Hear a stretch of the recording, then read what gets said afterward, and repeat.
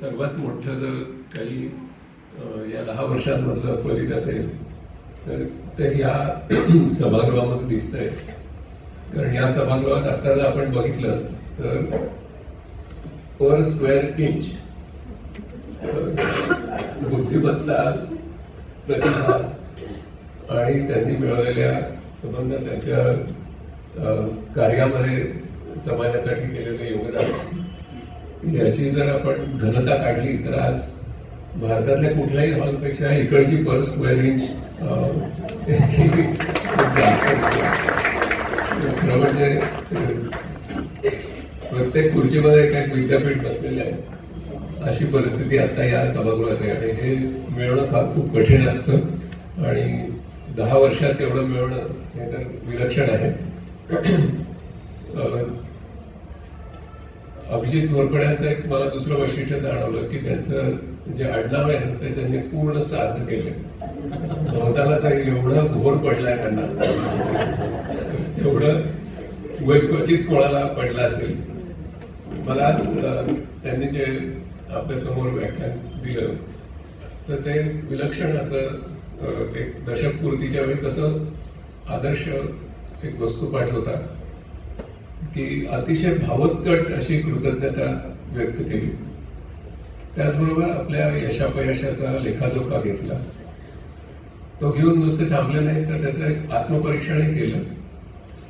त्याच्या पुढे जाऊन भविष्यामध्ये काय करणार आहोत ते सांगण्याचा प्रयत्न केला.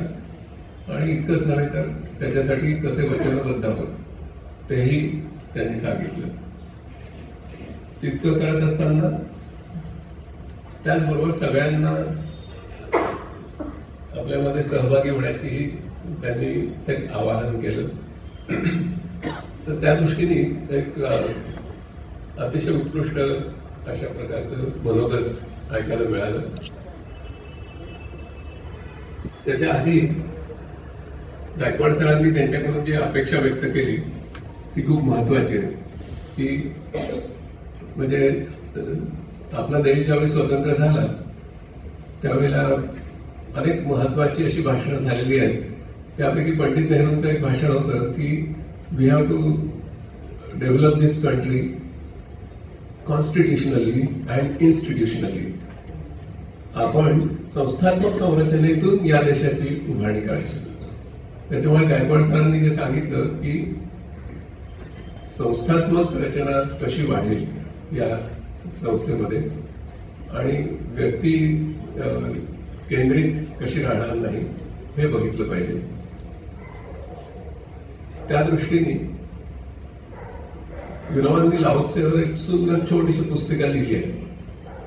तर लाओत्सेचं संबंध गुणवर्णन करताना त्यांनी असं एक वाक्य लिहिलं त्याच्यात त्या पुस्तिकेमध्ये की अनेक व्यक्ती आपल्या स्वप्नांना मूर्तरूप देण्यासाठी संस्था स्थापन करतात परंतु कालांतराने त्यात स्वतःच मूर्तिरूप होऊन बसतात.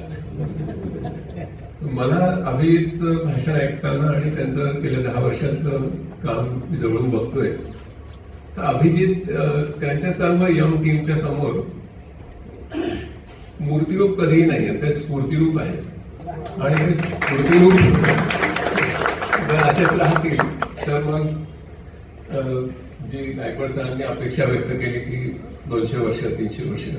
कारण केम्ब्रिज ऑक्सफर्ड ही जी विद्यापीठे आपण बघतो त्यात कोणाचं नाव नाही घेता येत आपल्याला. ती इम्पर्सनल होतात. आणि वाङ्मयामध्ये सुद्धा एक वाङ्मयाच्या समीक्षेमध्ये म्हणतात की कुठलं वाङ्मय हे सर्वश्रेष्ठ आहे तर जे इम्पर्सनल होतं ते वाङ्मय. त्याचा लेखक विसरून जातो पण ती कलाकृती मात्र शतकानुशतक लोकांना तिचं एक अपील राहतं. आज इथे ज्यांनी आमचे सत्कार केले अशा 3ही व्यक्ती खूप महान आहेत. उदय सर आहेत, बेंद्रे मॅडम आहेत, पाटील सर आहेत. तर तुमचं हे सगळं वैभव आहे ना हे विशेष आहे. म्हणजे नुसतं आलेल्या वक्त्यांचे सत्कार करण्यासाठी सुद्धा मोठमोठी शिखरं तुमच्याकडे हे विशेष आहे. आज सुरुवातीला अभिजितच्या कलिग ज्या बोलल्या तर त्यांनी